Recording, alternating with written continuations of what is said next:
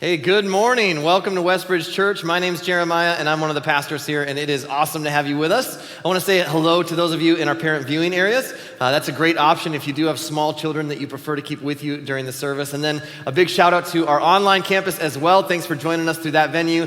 Go ahead and put your favorite emoji in the chat to let us know that you're joining us this morning. And before we jump into the talk today, I know that summer is flying by.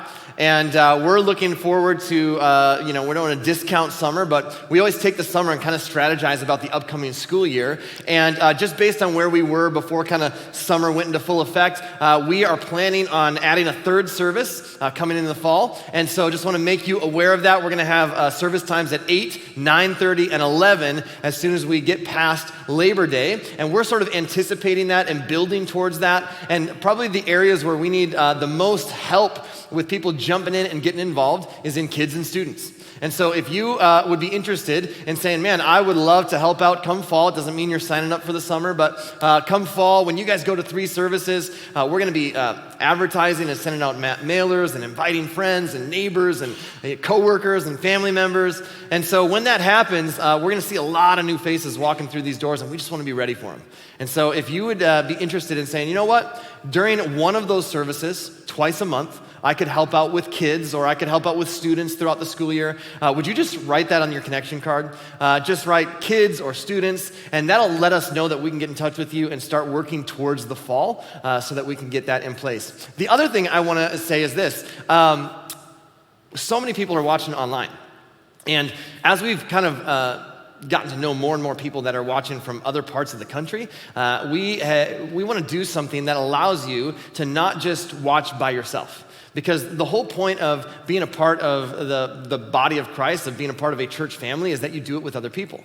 And what happens is, over the last couple of years, with everything that's gone on with the season we've been in over the last 2 years, and then technology, we have a lot of people who kind of sit and watch.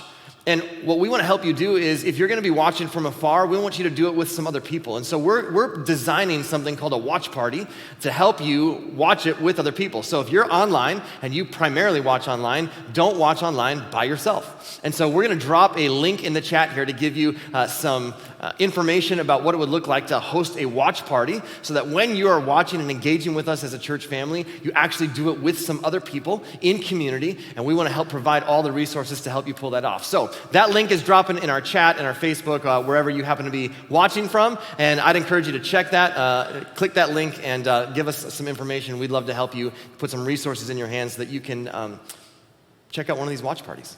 Cool. All right. We've been in this series this summer called Voices. And man, it's been fun to hear from some different people. We had Jenny Becker a few weeks ago. We had the last 2 weeks, 2 of the most high energy people I've ever met in my life.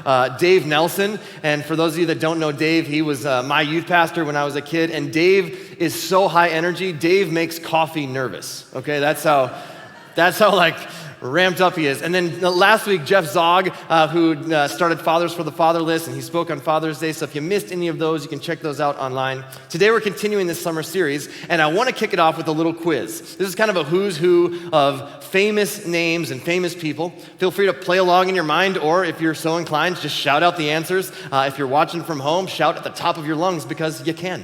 And you won't bother anybody. So here's this first group of names. It's so famous we don't call them by the birth name. See if you can guess who this is. The first one is Lou Alcindor. Anybody know? That's right, Kareem Abdul-Jabbar.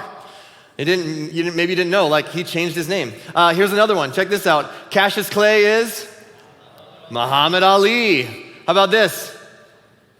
Robert Ritchie. Anybody know? Kid Rock. You had no idea his name was Robert, did you? You're like, man, that dude, okay. How about this? Calvin Brodus Jr., otherwise known as Snoop Dogg. Yeah, Calvin Brodus Jr. is Snoop Dogg. How about this one? Stephanie Joanne Angelina Germanata. Lady Gaga. Some of you got a huge Lady Gaga fan. All right, that's awesome. And then Belcalis Almanzar. Anybody? This is Cardi B. Did you know that was her name? I didn't know that. That's crazy, right? And then the next level of fame is people who just go by one, they just go by one name. That's people like, you got people like Rihanna. You got people like Tiger. Oprah. How about this? LeBron. Everybody knows, right? There's only one LeBron. How about Drake? Just single names. And then there are people who are so famous that they just go by the title. So how about this? The Rock. Dwayne Johnson, right? Everybody knows that's The Rock. How about the Duke? Got some old school here. Anybody know the Duke? John Wayne, baby. That's right, he's the Duke. How about the Boss? Springsteen, absolutely. I didn't hear the other one. How about this? The Fridge. Anybody know the Fridge?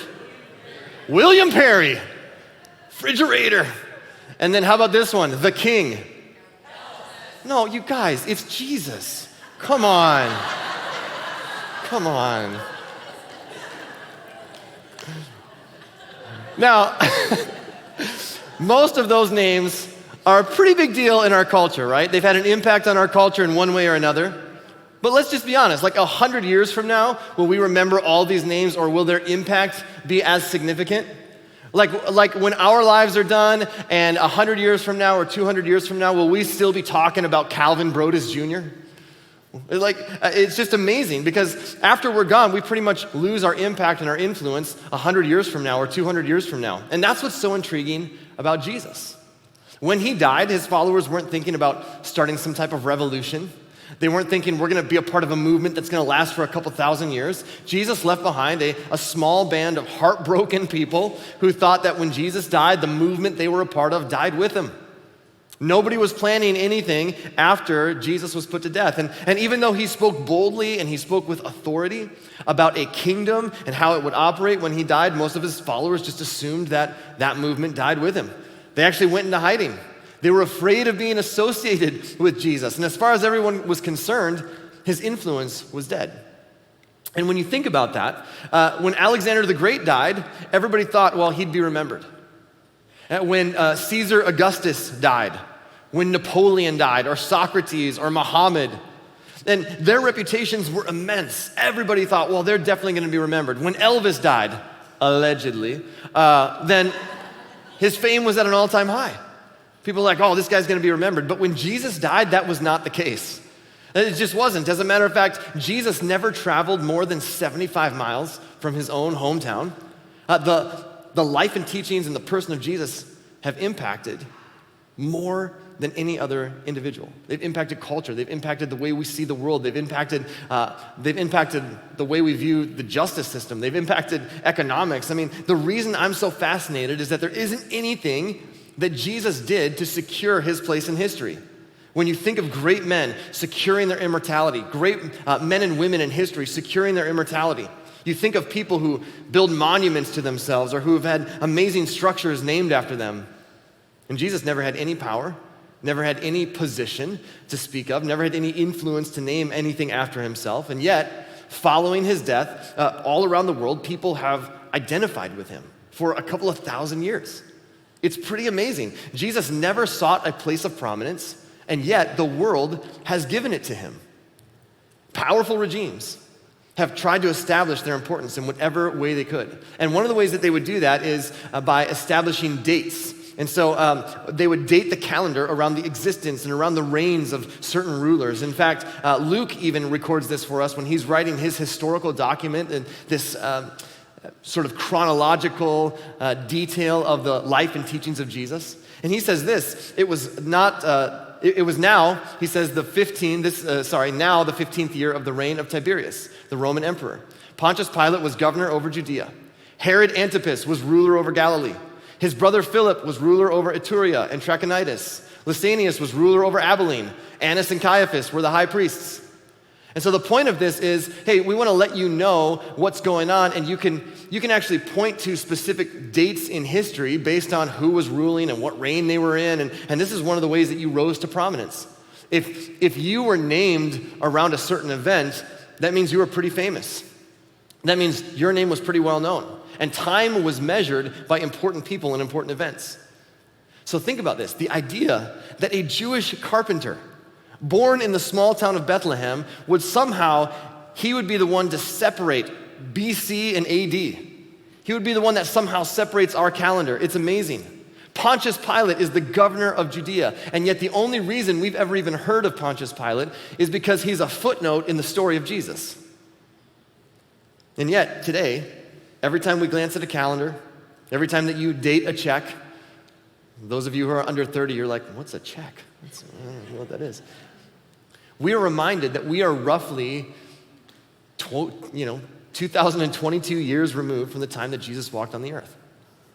And if we could rewind time to that century in which Jesus lived, we would find the names of, Caesar and Nero. Those are famous. They were at the height of success and fame and influence and power, achievements. And today, the only time that we use those names are for pizza parlors and casinos. It's amazing. But the name of Jesus lives on. And people associate names with individuals and character traits that we admire. 100 years ago, Adolf was a pretty common German name. Today, no one names their kid Adolf. Today, nobody names their kid Attila, right? Or Judas, because those names have things associated with them. But think about the associates of Jesus. These are names you hear all the time, even today. Matthew, James, John, Philip, David, Mark, Thomas, Peter, Paul, and Mary.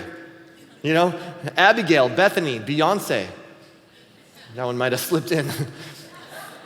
And the more you learn about Jesus, the more it becomes clear that Jesus is in a category all by himself.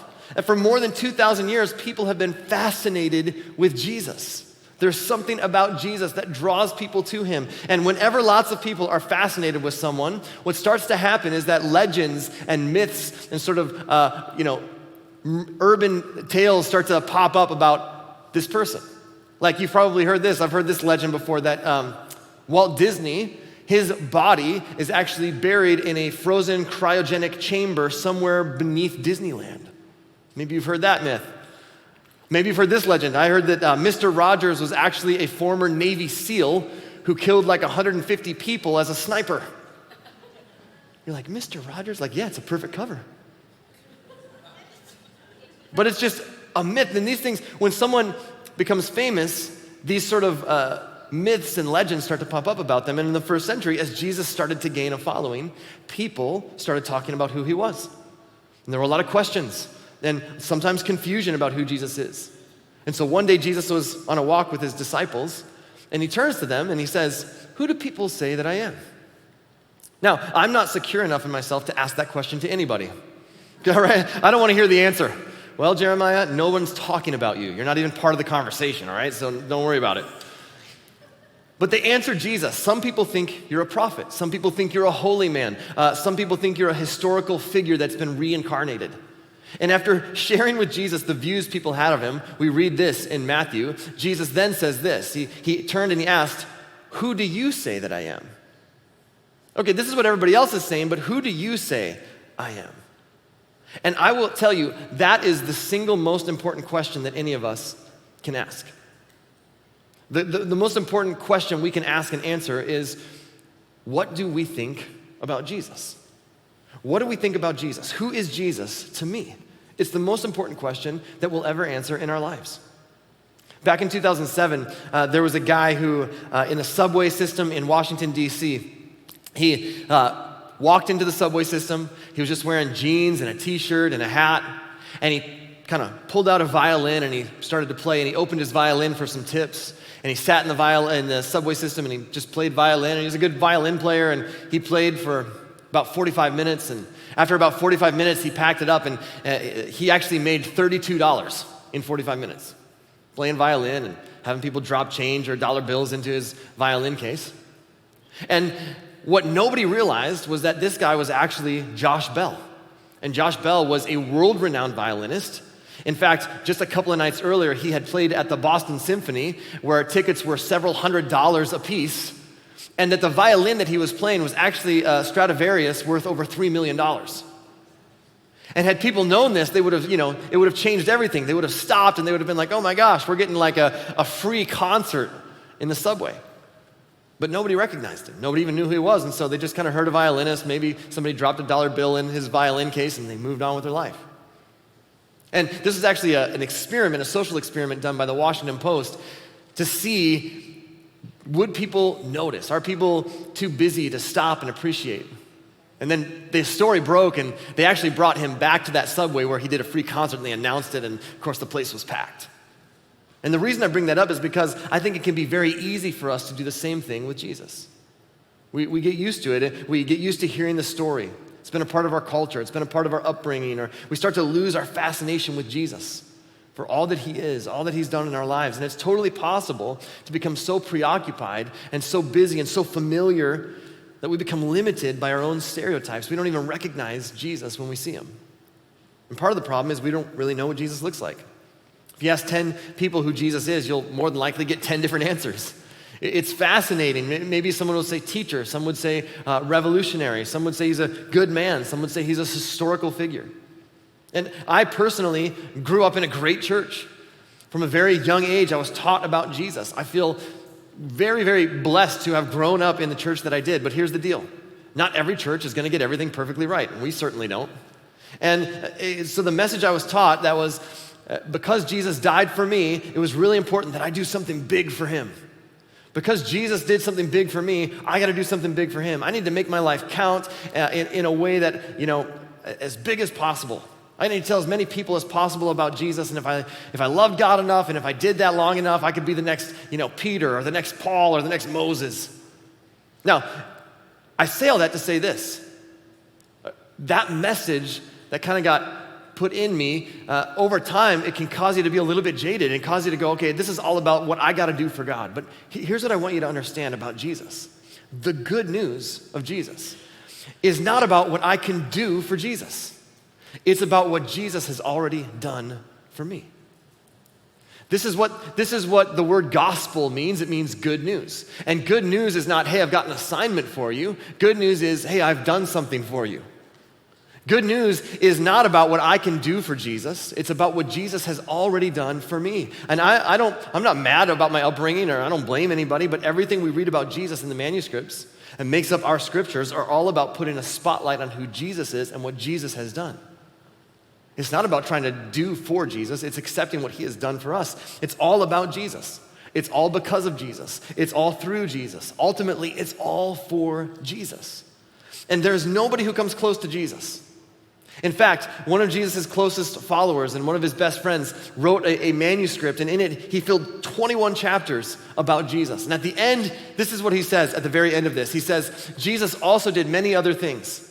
If they were all written down, I suppose the whole world would not contain the books that would be written. Think about that. He says Jesus did so much that if we wrote down everything he did, the world wouldn't be able to contain the books that would be written about him. Now, it would be easy to sort of dismiss that as just a massive exaggeration. But here we are, 2,000 years later, and we could easily make the argument that Jesus' influence is completely unmatched, and it doesn't really make a lot of sense. Jesus was born in a rural town called Bethlehem. He spent the first 30 years of his life working as a carpenter alongside his dad. He never married. He never had any children. Never held political office.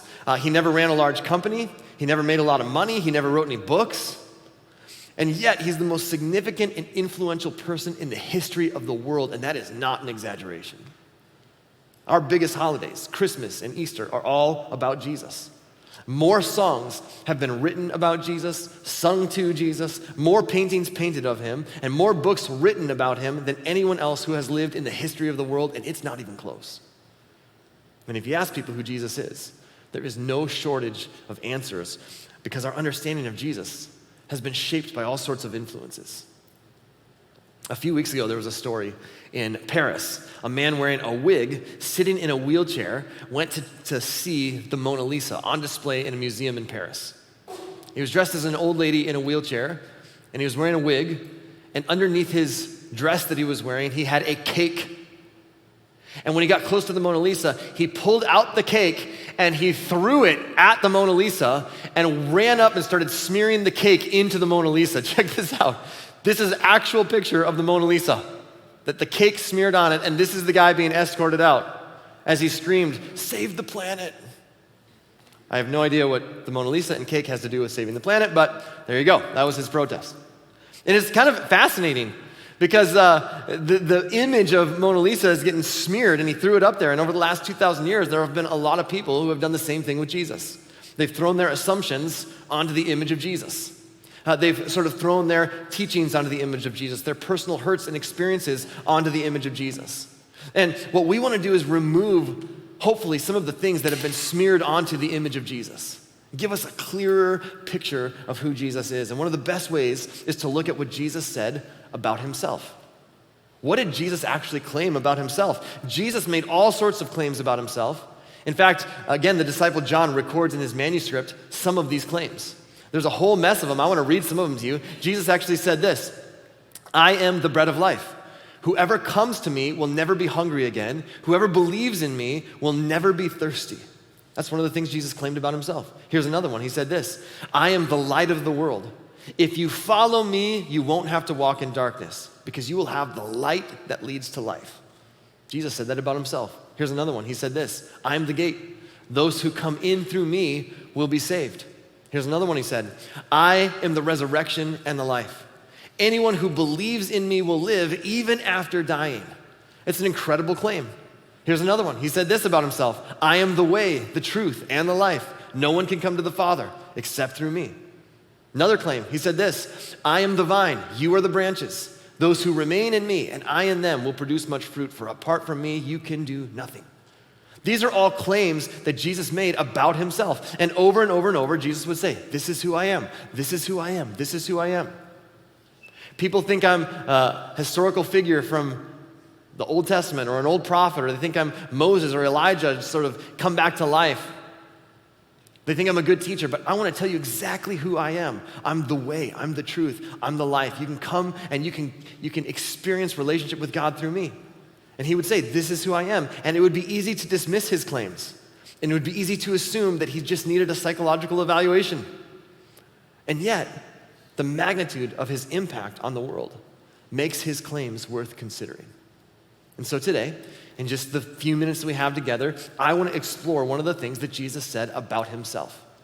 These are one of the claims that Jesus makes because it helps us understand who Jesus is. In John chapter 10, Jesus is talking, and here's what he says: "I am the good shepherd. The good shepherd sacrifices his life for the sheep."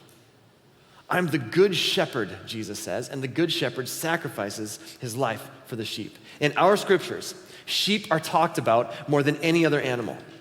Cattle are brought up 131 times. Dogs, 41 times. Eagles, 26 times. Do you know how often the Bible talks about cats? 0. Cats are not in the scriptures. You can try and look and you won't find it because cats were a mistake that God regrets. It's just good Bible teaching right here. I'm sorry. But sheep and shepherds are referenced about 500 times in the scriptures, and it's because they reveal something about the human condition. And here it is. Sheep need a shepherd. Sheep need a shepherd, don't they? Sheep just absolutely need guidance. They need a shepherd. There are other kinds of animals that run wild dogs, wild horses, wild boars, right? But there is no such thing as a wild sheep. You won't find it. Sheep need guidance. If a truck spilled over on the highway and lions and tigers, and cougars were running everywhere, people would go into lockdown, right? They'd lock themselves in their cars. They would try to figure out a way out of there. If sheep were running all over the street, it would turn into a petting zoo. Nobody's afraid of sheep. You've never seen a wild sheep. They aren't threatening at all. They make bad decisions just like we do. That's why the Jewish prophet Isaiah actually wrote this, comparing people to sheep. He says, "All of us, like sheep, have strayed away. We've left God's paths to follow our own." This is how sheep operate. Sheep don't know what they're doing. They need guidance. They need a shepherd. A few years ago in a village in eastern Turkey, there was a flock of sheep whose shepherd wasn't with them for some reason, and the lead sheep went off of a cliff, plunged to his death. Guess what the rest of the sheep did? They followed. 1,500 sheep went over the edge of the cliff. And shockingly, only 450 of them died because as the sheep bodies started to pile up, it was like jumping into a pillow, and the other sheep just bounced off and survived. And it's amazing, isn't it? You would think that one of the sheep at some point, right, like maybe, 400, 800, would have been like, you know what? Phil and Connie never came back. I haven't seen Jeremy in a while. I don't know that I really want to go over that edge. Sheep keep jumping, none of them are coming back. But no, everybody's like, oh, let's go. And they just keep going over the edge mindlessly. None of them stop to reflect. And that's not how sheep think. Sheep just follow. They need guidance. They don't process information. And the truth is, the reality is, we tend to operate that way as human beings when we're overstressed, when we're hurried, when we're exhausted, when we are mentally run down. We can live mindlessly. We can live without thinking. We can allow the current of culture to just sweep us along. We can live like everyone else wants us to live, or doing whatever we feel like doing in the moment. We let our emotions guide us. And Jesus understands this about us. In fact, he doesn't chastise us. He doesn't scold us or rebuke us for this. That's why when Matthew is recording Jesus and what he says, he actually writes this about Jesus. He says, when Jesus saw the crowds, he had compassion on them because they were confused and helpless like sheep without a shepherd. Jesus understands this about us. Everybody needs a shepherd. And our shepherd is whoever or whatever we're counting on to take care of us, to watch out for us, to guide us, to give us our identity. And it can be a career. It can be the economy. It can be a political party or leaning. It can be a politician. It can be our definition of success. It can be achievement, our intelligence. It can be a relationship. It's important to choose our shepherd carefully. Because in this life, we will inevitably walk through seasons that can only be referred to as the valley of the shadow of death, dark seasons. And in those seasons, our job, our relationships, our accomplishments, our political party, our intelligence is not going to lead us where we need to go.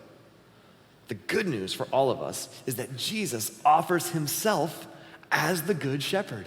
He says, I am the good shepherd. I will lay down my life. The shepherd sacrifices his life for the sheep. Now, this doesn't mean nothing bad will ever happen to us if we follow Jesus. That's not what Jesus is saying. He says, whatever happens to us, we don't have to face it alone. Because Jesus is the good shepherd. Jesus will guide us. Jesus will be with us. He provides for us, cares for us, guides us. He's with us in the midst of the good and the bad. Then Jesus explains exactly what he means by good shepherd. He says this, a hired hand will run when he sees a wolf coming. He will abandon the sheep because they don't belong to him, and he isn't their shepherd. And so the wolf attacks them and scatters the flock. The hired hand runs away because he's working only for the money and doesn't really care about the sheep. Think about that. If I'm working at Quick Trip and somebody walks in with a gun and says, okay, I want cigarettes and lotto tickets and alcohol, I'm going to respond by saying, dude, no need for the gun, okay?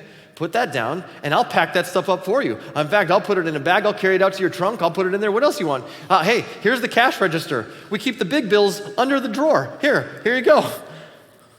I'm not trying to give my life for Quick Trip, all right? I'm not making a final courageous stand for Quick Trip. Why? Because it's a job. It's not a passion. But Jesus, he says this, I'm the good shepherd. I know my sheep, and they know me. Just as my Father knows me, and I know the Father, so I sacrifice my life for the sheep. I love this. Jesus says, I'm the good shepherd. I'm going to lay down my life for the sheep. I'm not a hired hand. I'm not just an employee. I'm not doing this because I need a paycheck. You don't have to worry about me bailing on you when times get tough. Now, here's why this matters so much. We follow the voice of Jesus because of trust, not because of fear. This is so important for us when it comes to understanding the good news of Jesus, that it's not about me trying to do for him, it's about what he's done for me. This is an important distinction because the goal of following Jesus is not this, well, I better become a good person and I better follow the rules and I better do these things so that God isn't angry with me. You know what that's called? That's called religion. And Jesus did not come to just establish a new religion, he came to shut down religion. Instead, the motivation to follow Jesus is because he truly is the good shepherd. He actually wants what is best for us, the sheep. So we have to learn to trust his voice above all of the other voices that are competing for our attention and our affection. Because Jesus actually gives us his motivation. He talks about the fact that the thief is going to come. In fact, here's what he says. The thief's purpose is to steal and kill and destroy. My purpose is to give them, the sheep, a rich and satisfying life. Jesus says, I'm going to sacrifice my life for the sheep. I want the sheep to have a rich and satisfying life. That's the reason I've come. That's why you can trust me. You see, our motivation to listen to the voice of the Good Shepherd is because he is for us and not against us.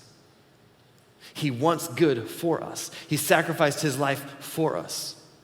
So why would we listen to any of the other voices that are competing for our attention or our affection? What have those other voices ever sacrificed for you? In your finances, what would it look like to listen to the voice of the Good Shepherd? In your marriage relationship, what would it look like to listen to the voice of the Good Shepherd? Not because, hey, if you don't, God's going to be angry with you, but because the Good Shepherd wants you to live a rich and satisfying life. The Good Shepherd wants you to have a rich and satisfying marriage. What would it look like in your parenting to go, okay, I want to listen to the voice of the Good Shepherd. God, guide me. God, help me. How would that change your parenting? How would it change the way you do business? How would it change the way you handle your friendships? What if in every arena of life you decided, okay, I'm gonna try to discern the voice of the Good Shepherd. God, lead me, guide me, help me. I want to follow your voice. Not because you're afraid of what will happen if you don't, but because you actually trust that he wants you to have a rich and satisfying life. See, throughout your life, it's possible that people have taken some Bible verses out of context and thrown them at the image of Jesus and smeared it all around like cake on the Mona Lisa. And maybe you've had that in your mind. Maybe they've taken guilt and shame and expectations and they've thrown them at the image of Jesus in your mind and smeared it all around. They've taken their own self-righteousness and thrown it at the image of Jesus. And someone convinced you that you better obey Jesus because if you don't, God's going to be mad at you and God's going to get you. Jesus is the Good Shepherd. He lays down his life for the sheep. It's something that he's already done for you because he is for you. And personally, the only thing I've ever found that keeps me from being selfish and that keeps me from taking advantage of the grace of God isn't fear. It's grace. It's a growing understanding of the depth of love and grace of the Good Shepherd. See, Jesus is the Good Shepherd. He lays down his life for the sheep, you and me. And in his grace, he invites you and he invites me to trust him and to follow him. And so if you've never said yes to that invitation, you need to know that invitation is for you. If you're watching online, that invitation is for you. You've been invited to simply say yes to the Good Shepherd, and his only motivation is that he is for you, and he lays down his life for you. And then he says, hey, follow me, follow my voice, follow my instructions, follow my way of living life. Like when it comes to every arena of your life, before you jump in, before you allow your emotions to take you off the edge of a cliff, before you just follow culture off the edge of a cliff, before you just jump in because, man, it just feels right in the moment, listen to the voice of the Good Shepherd. What would Jesus say? What would the Good Shepherd have you do? And then follow that. Why? Because I'm afraid if I don't, God's going to be mad. No, because I'm for you. I want you to live a rich and satisfying life.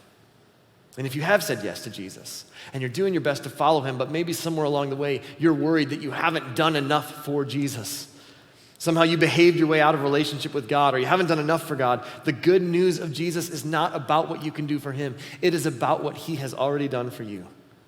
See, it is the kindness of God that leads us to repentance. It is his kindness that motivates us, not his heavy-handedness. Simply rest in the reality of what God has done for you. And allow that to begin to transform your life as you follow him each and every day. And so today, my goal is to simply clear some of the clutter that maybe some of us have gotten, clear some of the smeared cake on the image of Jesus that some of us have gotten over the years. And instead, to free us to say, you know what? I just want to listen for the voice of the Good Shepherd. And that can come through a variety of ways. Sometimes that comes through friends who speak wisdom into your life. Sometimes it comes through messages like this, where it starts to bring clarity to an issue. It comes when you're in a small group with people and you ask some questions. It comes through reading or listening or just doing your best to discern, okay, I genuinely believe this is what God wants me to do, not what culture says, not what my emotions are telling me in the moment. And when you get to that point, ultimately you say, God, I'm going to follow the voice of the Good Shepherd because you're for me and I trust you. So if you're watching today, if you're here this morning, you've never said yes to the invitation to follow Jesus, you've never said yes to the invitation to be a part of God's family, here's what you need to know. All of us were created by God to live in loving community with God and one another.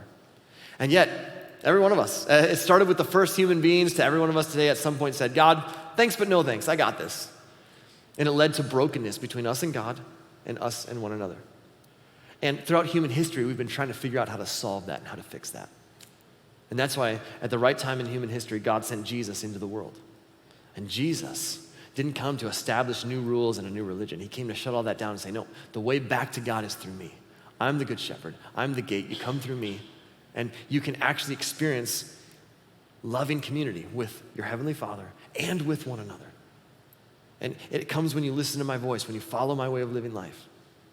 And to give us the ultimate example of his love, he allowed himself to be put to death. His body was laid in a tomb, and according to multiple eyewitness accounts, he rose from the dead. And here's what that means. Death is not the end. There is more to this life than this life, and you and I have been invited to be a part of God's family.